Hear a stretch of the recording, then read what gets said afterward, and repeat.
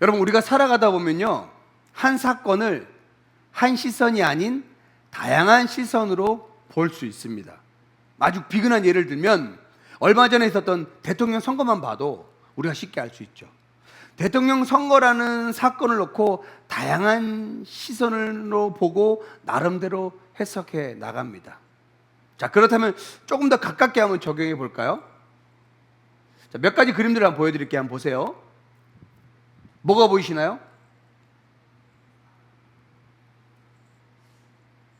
또? 뭐가 보이시나요?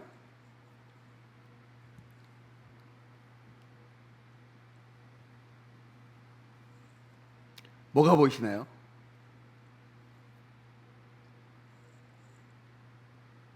자, 뭐가 보이시나요? 여러분, 같은 그림을 보면서도 보이는 것이 다를 수 있죠. 그죠? 보이는 것이 다를 수 있습니다. 그런데 여러분, 이러한 비슷한 일들이요, 약 3000년 전에도 일어났습니다. 음악이 울려 퍼집니다.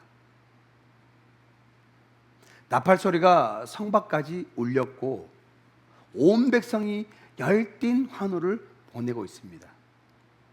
제사장들이 예배 때 입던 흰 세마포 에봇을 입은 땀에 젖은 한 남자가 힘차게 팔을 휘두르고 발을 구르며 온몸으로 미친 듯이 춤을 춥니다. 얼마나 강렬하게 춤을 췄는지요, 바지가 내려갈 지경까지 이르렀다고 합니다. 그렇게 사람들의 시선에도 아랑곳하지 않고 격렬하게 춤을 춘 사람은 바로 왕이었습니다.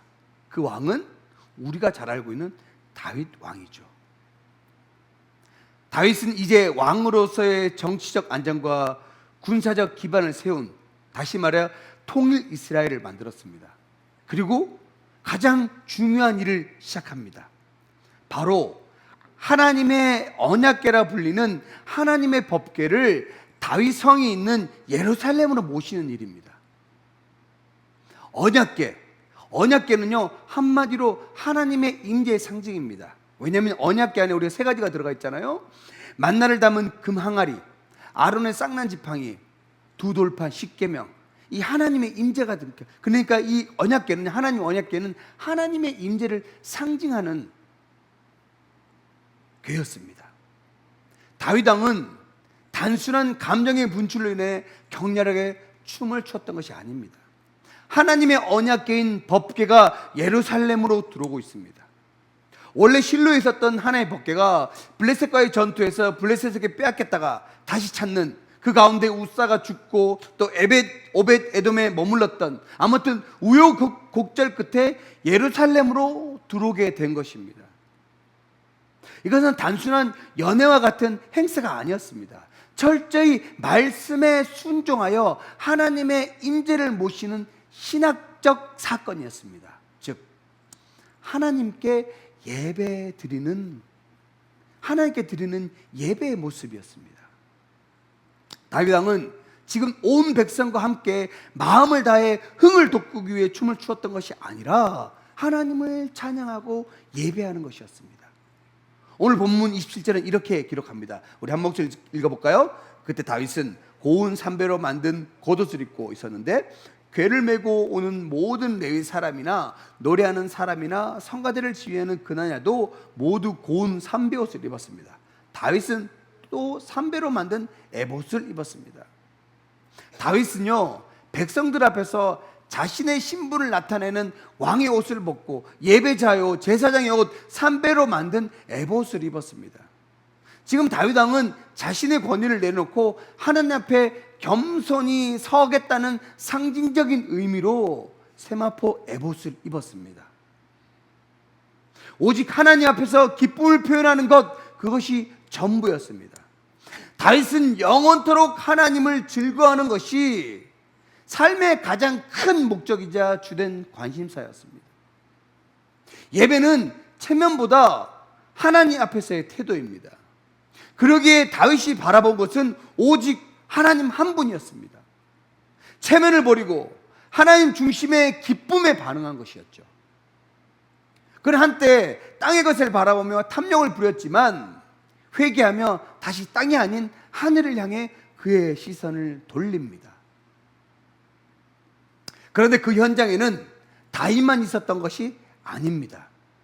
같은 현장에서 같은 사건을 다른 시선으로 바라보는 사람이 있었습니다. 그 사람은요, 높은 창문에서 그 장면을 내려다보고 있었습니다.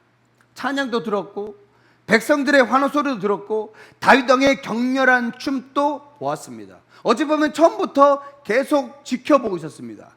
그러나 그 사람은요, 기뻐하지 않았습니다. 기뻐하지 않을 뿐 아니라 비웃기까지 했습니다. 오늘 본문은 이 사건을 이렇게 기록하고 있습니다. 29절입니다. 시작. 여호와의 언약궤가 다윗의 성으로 들어올 때 사울의 딸 미갈이 창문으로 내다보고 있었습니다. 미갈은 다윗 왕이 춤을 추며 즐거워하는 것을 보고 마음속으로 왕을 비웃었습니다. 자, 이 사건을 동일하게 다루고 있는 사무엘서에는요, 좀 더 상세하게 기록하고 있는데 16절입니다. 시작.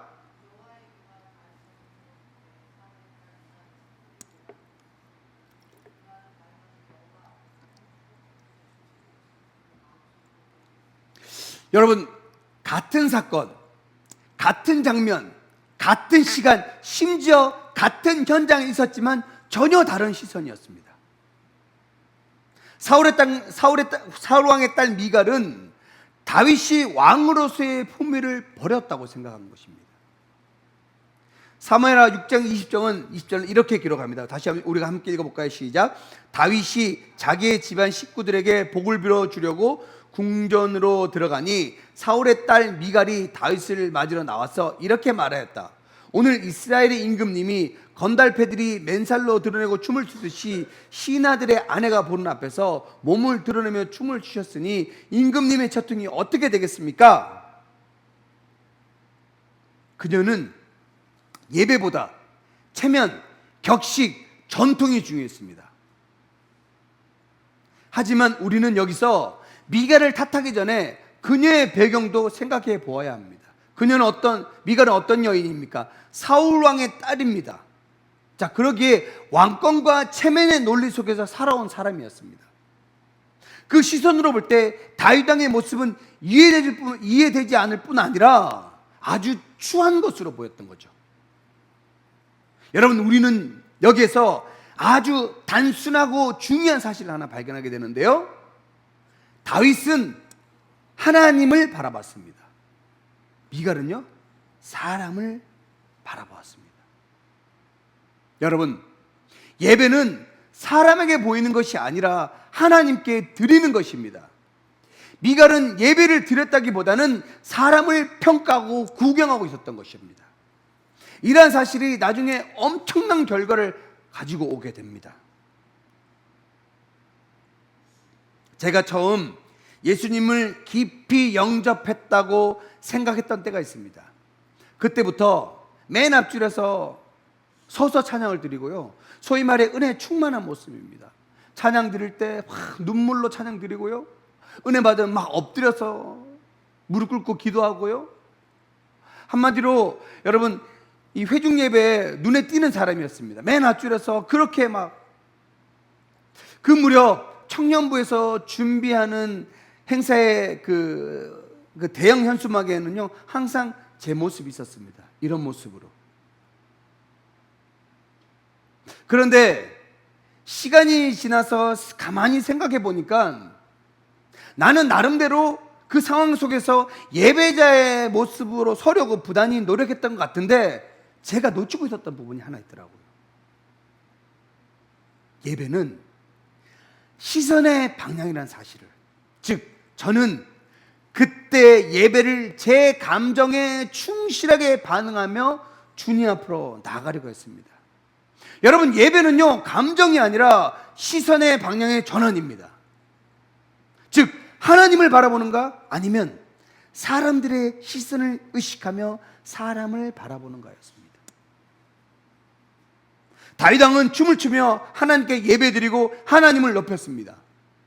그리고 다윗 왕은 그 기쁨과 하나님의 임재를 누렸던 것이죠. 역대상 15장 26절 상반절은 이렇게 기록하고 있습니다. 하나님이 여호와의 언약 상자를 모셔 옮기는 레위 사람들을 도우셨다. 하나님은 다윗 왕이 드리는 그 예배를 기쁘게 받으셨고, 하나님의 임재는 다윗 왕의 삶과 이스라엘 가운데 임했습니다.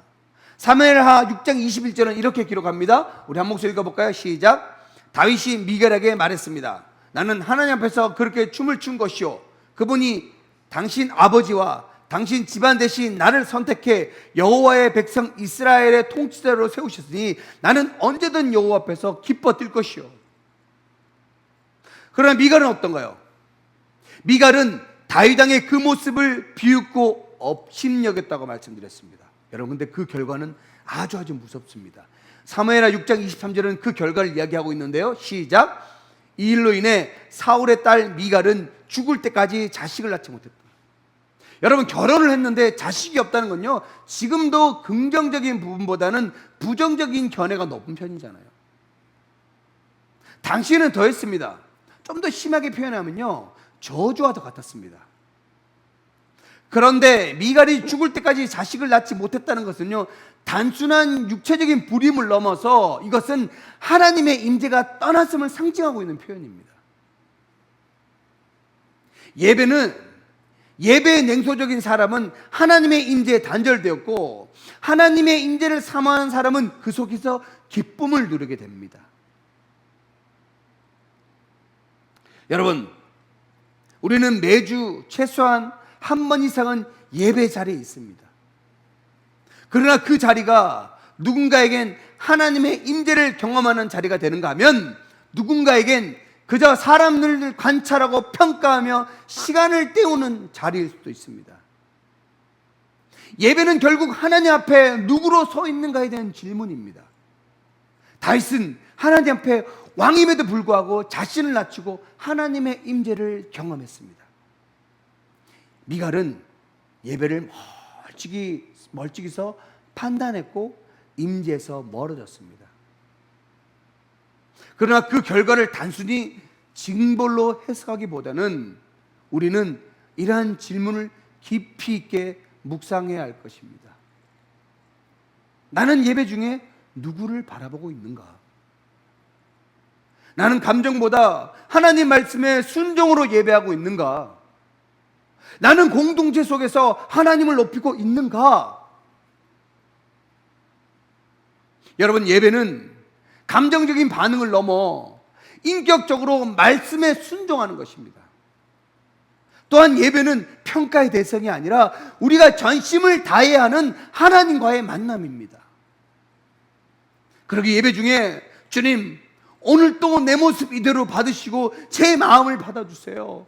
오늘 제 안에 주의 임재가 살아나게 하소서. 이런 고백이 있다면 우리는 다윗 왕과 함께 하나님을 바라보며 그 임재 자리에 머물게 될 것입니다. 아멘. 같은 사건, 다른 시선.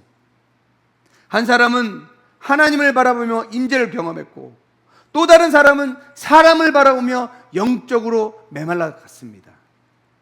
사랑하는 성도 여러분, 예배는 곧 시선입니다. 지금 누구를 바라보고 계신가요? 지금 누구의 마음을 기쁘게 하기 위해서 이 자리에 계신가요? 오늘 하나님은 우리에게 물어보십니다. 너는 나를 보고 있느냐? 아니면 사람을 보고 있느냐? 예배 자리에 선 당신, 지금 어디를 보고 계신가요? 오늘 이 질문에 답을 하며 주님 앞으로 나아가는 시간이 되기를 소망합니다.